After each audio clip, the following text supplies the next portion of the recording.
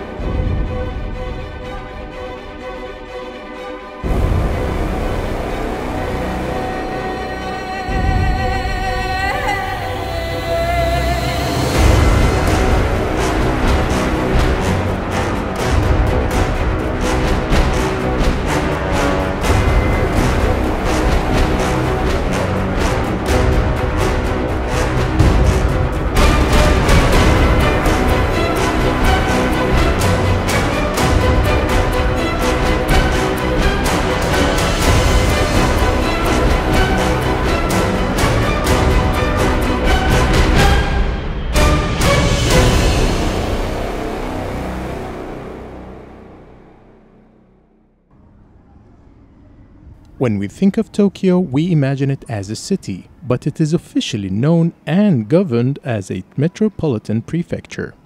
The Tokyo Metropolitan Government administrates 23 special wards of Tokyo, each governed as an individual city, which covers the area that was the city of Tokyo before it merged and became the Metropolitan Prefecture in 1943. Making the Greater Tokyo area the most populous metropolitan area in the world. Being one of the largest cities in the world, if you plan on visiting Tokyo, you might have seen how complicated exploring this modern city would be. So today, I'll be taking you to all the important places you need to see there in order to make it easier for you to explore Tokyo even further. The name Shibuya is used to refer to the shopping district which surrounds Shibuya Station, one of Tokyo's busiest railway stations.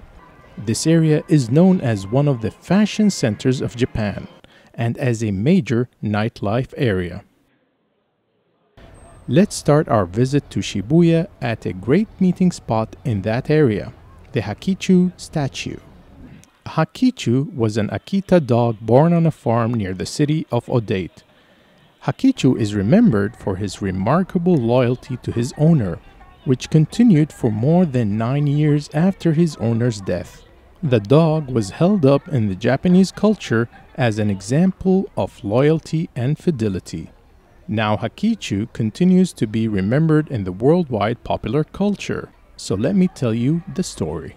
In 1924, Hadisaburo Ueno, a professor in the agriculture department at the University of Tokyo, took Hakichu, a golden brown Akita, as a pet. Ueno would commute daily to work, and Hakichu would leave the house to greet him at the end of each day at the nearby Shibuya station.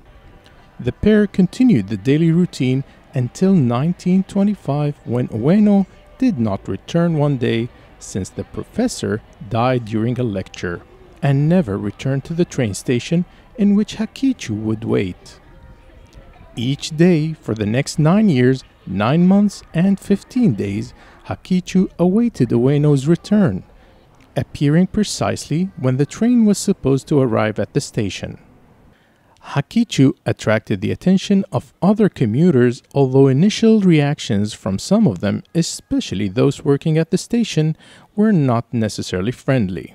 However, after the first article about Hakichu on October 4th, 1932, people started to bring Hakichu treats and food to nourish him during his wait. So what better place to be at if you're meeting good loyal friends than there? Now let's move on to what this area is known for, the Shibuya Crossing. Near Hakichu, we can find the world's renowned Shibuya Crossing. Rumor has it this crossing is one of the busiest intersections in the world. Walking around hits you with the intensity of this giant beating heart. Over 1,000 people cross every time the traffic light changes, coming at you from every direction at once, while dodging, bumping each other in the process. I crossed it from all sides to get the feel of Shibuya Crossing from every angle. Shibuya has achieved great popularity among young people since the early 1980s. Several famous fashion department stores in Shibuya, such as Shibuya 109, which is a major shopping center near Shibuya Station. Shibuya 109 building was designed as a fashion community, containing small retail stores targeting female consumers. In order not to leave men out, a nearby department store was built. The Shibuya 109 Men is a giant all-male department store, so all you guys don't feel left out. That said, the whole area has so many malls and shops to explore, so take your time there and walk around this huge area to find so many surprises around you. Now let's get out of this hustle and bustle to a relaxed area that is to the north of Shibuya. We are heading to the Meiji Shrine, but on our way we will visit a park, even more specifically the Yoyogi Park.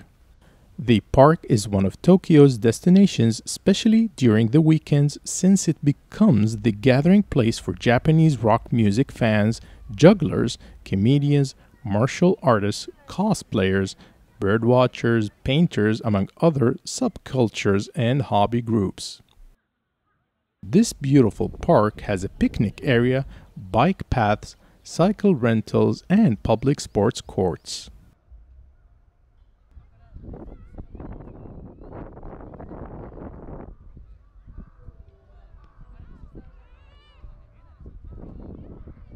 Next to the Yoyogi Park, we find the Meiji Shrine. This Shinto shrine is dedicated to the deified spirit of Emperor Meiji and his wife Empress Shoken. Constructions began in 1915 and completed in 1921. It was built in the traditional Nagiri Zukuri style. The building of the shrine was a national project mobilizing youth groups and other civic associations from all around Japan, who contributed both labor and funding. The original building was destroyed during the Tokyo air raids in World War II, but was restarted in 1958.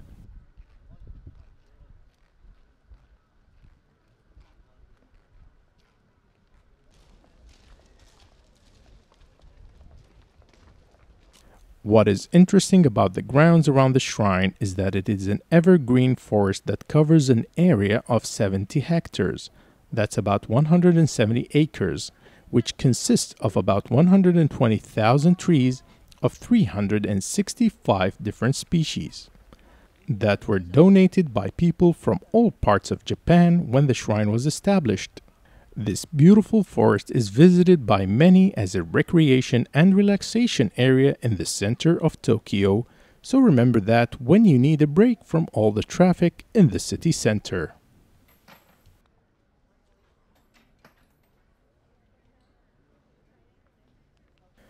Before we move on to Ginza, let's quickly pass by one of many pet cafes in Tokyo, and this one happens to be a cat cafe. Like many animal cafes in Tokyo, you usually pay an hourly cover fee. Once you're in, you can play with the cats and watch them play. These types of cafes are very popular in Japan.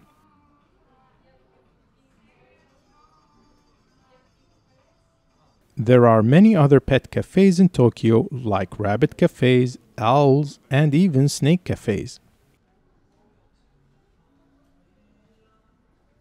Japanese cat cafes feature strict rules to ensure cleanliness and animal welfare. So if you do visit Tokyo and like cats, you should pay one of these cafes a visit.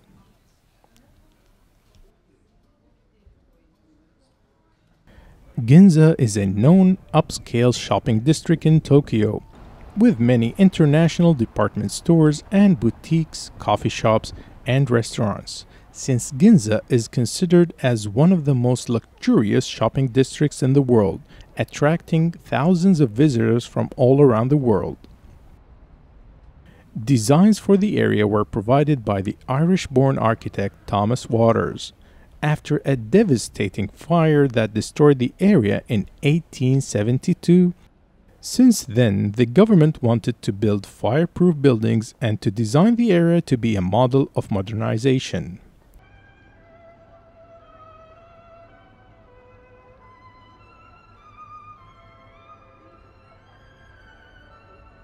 Most of these European-style buildings disappeared, but some old buildings still remain, most famously the Wako building with the iconic Hattori clock tower.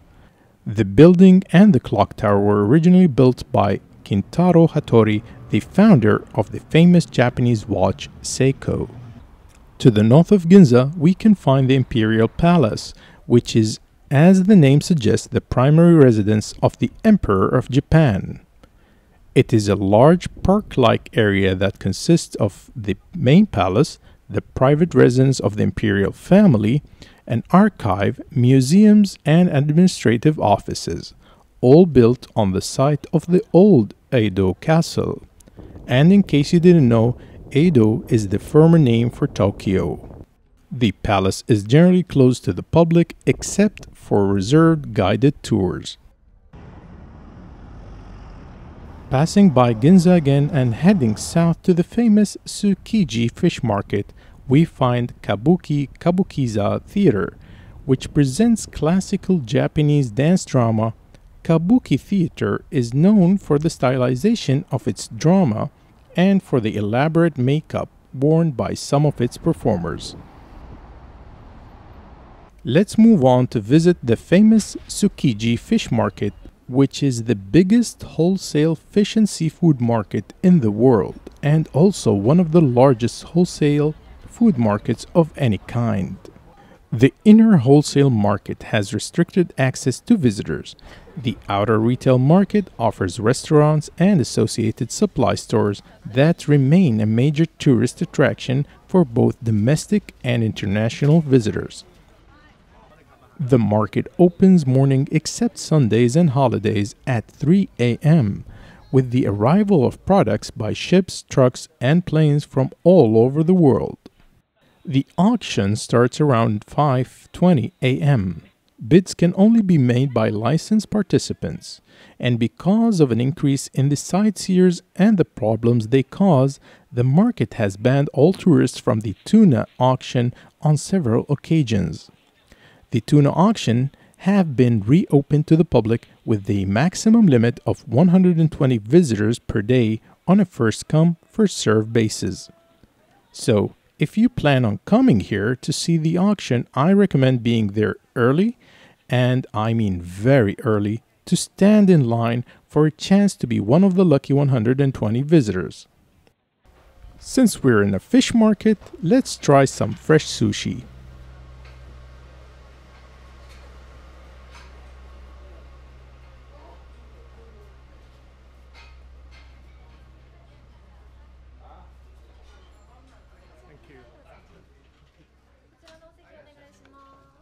Although sushi originated as a Southeast Asian dish, the contemporary sushi we now know and enjoy was created by Hanaya Yohi in Edo.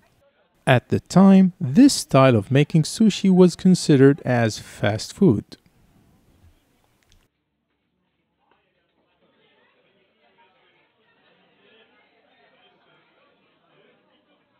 Now that we have finished this quick meal, let's head to see Tokyo Tower, which has been inspired by the Eiffel Tower, yet painted with white and orange to comply with air safety regulations. Built in 1958, this tower is the second tallest structure in Japan. This communication tower gets its revenue from antenna leasing and, of course, millions of tourists who visit it annually. You might have noticed that I said Tokyo Tower was the second tallest in Japan. So, which structure is the tallest? That would be Skytree. But before I take you there, let's visit Ueno Park. It is home to over 8,800 trees, including Japanese cherry trees, which are famous especially when they blossom, or as it's called in Japanese, sakura. Ueno Park is home to a number of museums such as the Tokyo National Museum, the National Museum of Western Art, Tokyo Metropolitan Art Museum, Japan Academy, Tokyo School of Fine Arts, and Tokyo School of Music, and the first Western-style concert hall in the country, among so many other buildings. So coming here would make for a great intellectual trip. But today, I decided to visit the National Museum of Nature and Science. It offers a wide variety of natural history exhibitions and interactive scientific experiments. This museum is a great place to explore even with your children. Since we're close to Asakusa area, we need to visit an ancient Buddhist temple called Sensoji. The temple is one of the oldest and considered to be one of the most significant. It is dedicated to Guenoyen, the Buddhist goddess of mercy, making it one of the most visited spiritual sites in the world with over 30 million visitors annually.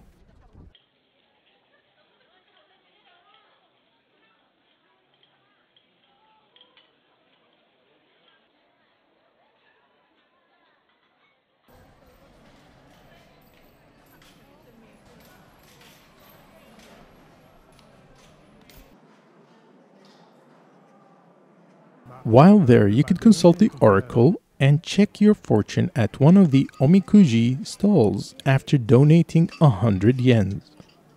Then you can shake the metal container to get a numbered stick. After that, you will need to find the corresponding drawer to get to see your fortune. Nakemes-dori is the street that leads from the Thunder Gate to the temple itself. You will find many traditional shops and eating places that feature traditional dishes, handmade noodles, sushi, tempura, taiyaki. Plus, you can buy so many souvenirs at a cheap price, even custom engraved chopsticks.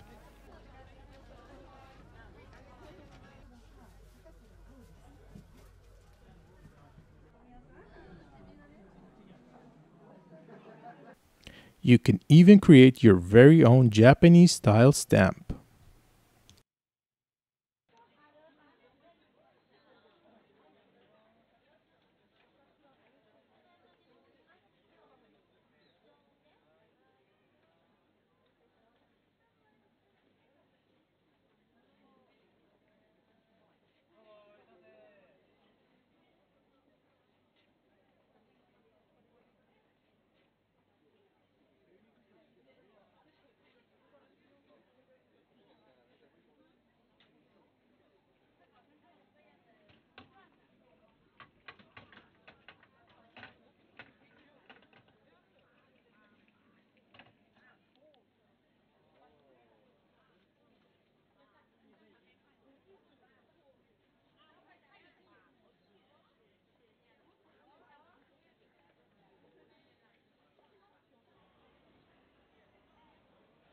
As we move on to see the Skytree, we will pass by Kappabashi Street, where you will find an area that has so many stores that specializes in selling everything you would need for a kitchen, whether it's at home or at a restaurant, all except fresh food. This area sells dishes, pots, pans, cooking utensils, stoves, tables, chairs, signs, even plastic food samples to be used for display. So if you're around, this area might be worth a visit.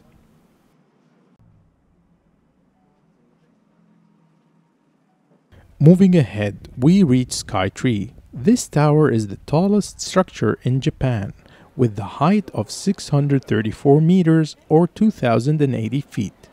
The tower is the primary television and radio broadcast site and the centerpiece of a large commercial area under it. Skytree is seismic proof with oil dampening system, which in the event of an earthquake would move the building structure to keep the center of gravity as central as possible to the tower's base. That said, you can take an elevator to either the Tembo deck at 350 meters. We can also go all the way to the top to Tembo Galleria on the 450 meters, that is both the 445 and the 450 floors.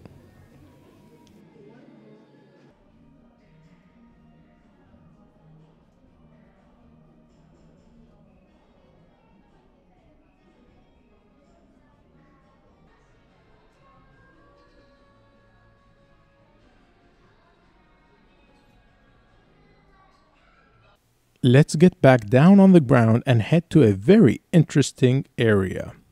Akihabara. This area gained its fame among video games and anime enthusiasts. That's why it has been known as the Electric Town, being a major shopping center for household electronic goods. The influence of otaku culture has shaped Akihabara's business and buildings to reflect the interest of otaku and gained the district worldwide fame for its distinctive imagery. Otaku, in case you didn't know, is a subculture that typically refers to fans of anime and manga. It also refers to Japanese video games and Japanese culture in general. That is why you see Akihabara tries to create an atmosphere as close as possible to the game and anime worlds of consumers' interest.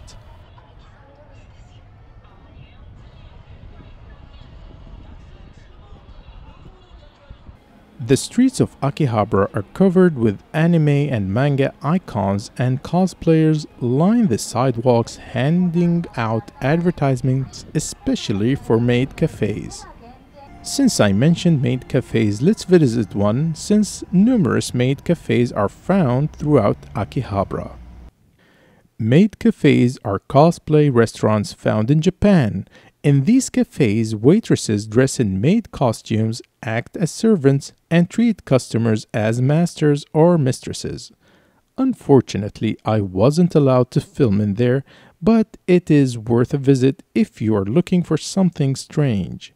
If you do, make sure to read and understand all the rules they will hand you on a leaflet. Akihabara gave anime and manga fans frequent opportunities to meet creators of works they follow so closely. That is why architects have designed the stores of Akihabara to be more opaque and closed to reflect the general desire to many otaku to live in their anime worlds rather than display their interest to the world at large.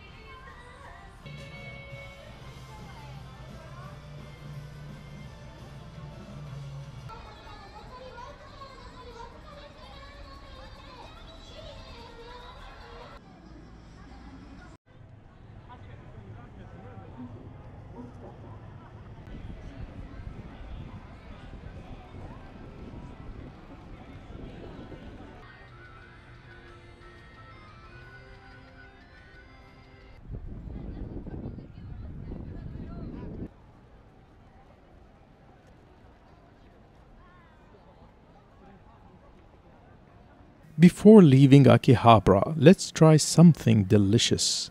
Let's have some taiyaki. You can find this amazing Japanese fish-shaped cake almost everywhere in Tokyo. The most common flavor is filled with red beans paste that is made from sweetened azuki beans. Other common fillings may be custard, chocolate, cheese, or sweet potato. Taiyaki is made using regular pancake or waffle batter. The batter is poured into a fish-shaped mold for each side. The filling is then put on one side and then sandwiched. It is then cooked on both sides until golden brown, and if you ask me, I loved the ones with custard filling. They were unreal. Tokyo offers so many transportation options such as buses, taxis, and trains, but the most common and the cheapest way to commute around this massive city is by metro. At first, it might look quite daunting to understand the Tokyo Metro station since it is made up of 9 lines. Yet, back in 2014, this very system transported an average of 6.4 million people a day. So, to make it easier to understand how to get around, here are some advice. Get yourself a pass card such as Suica. You can even use the credit you have to buy stuff from vending machines which are everywhere, or pay at some cafes or restaurants. To get a card, you simply need to go to a station and locate the machine that issues these cards. Change the language to English, then follow the simple on-screen instructions and pay money to add to your credit. Oh, and don't be rushed. Take your sweet time understanding all the on-screen menus and options. To know where you are heading, you can use the line maps at the station and follow the color coding, or use the Tokyo Metro app on your smartphone. Another great option I used that was very easy to follow was simply Google Maps. Last piece of advice regarding Tokyo Metro is try to avoid rush hours because it can get so crowded that platform attendants or oshiya are needed to push people in so that the doors can close. Now that you have an idea on how to use the metro in Tokyo, let's ride it to head to the busiest railway station in the world, Shinjuku Station.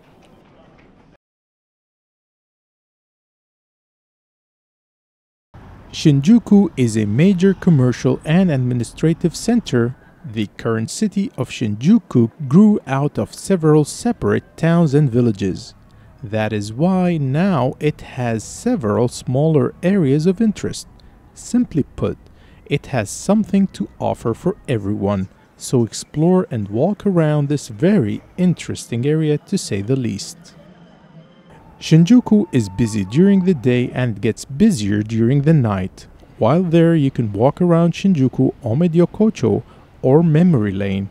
This area offers around 60 small restaurants, so if you're looking for an authentic Japanese food, take a walk around the area to see what you might like to eat.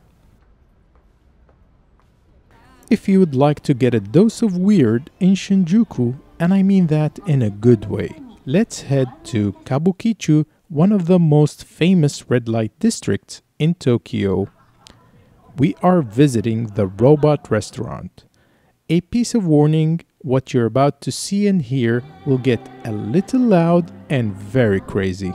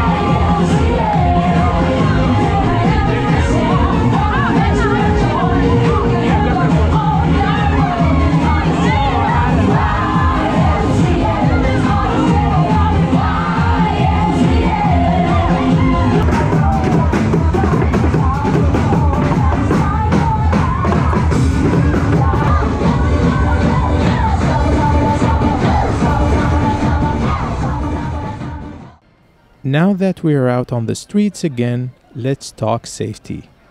Although Tokyo is generally a safe city, you might run into some hustlers that are controlled by members of the Yakuza, especially in areas like Kabukicho. That said, you should rest assured that there are many Kobans around, which are police stations, so be safe and mindful while walking around. Whenever you think of visiting Japan, you always associate that with expensive travel, and I was preparing myself while planning this trip for such. Yet I found it's relatively moderate when it comes to travel expenses. The food is amazing almost anywhere you eat, and you can find many places that won't break the bank. If you use the metro or public transportation, you will get an amazing experience, plus you will save a lot of money moving around this vast metropolitan. Another advice is to pick the right season to visit because prices can fluctuate a lot depending on high and low tourist seasons here. To sum it up, the best season to visit are from March through May and from September to November, making those the highest tourist seasons. You can't miss out on vending machines since you will find them everywhere selling you almost everything imaginable, so take your time and be fascinated by them and how useful they are. Tokyo is a very unique place. It is one of those cities that are on everyone's wish list. Once you immerse yourself in it, you will be transported to an almost alternate reality altogether, which truly makes you feel that you saw something special. Japanese people are extremely polite and kind.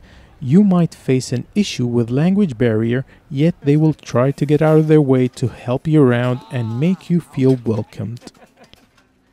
I met a gentleman in an elevator once who asked about how many hours it took me to reach Tokyo. Once I told him, the man started to bow in gratitude for taking such a long journey to see his country.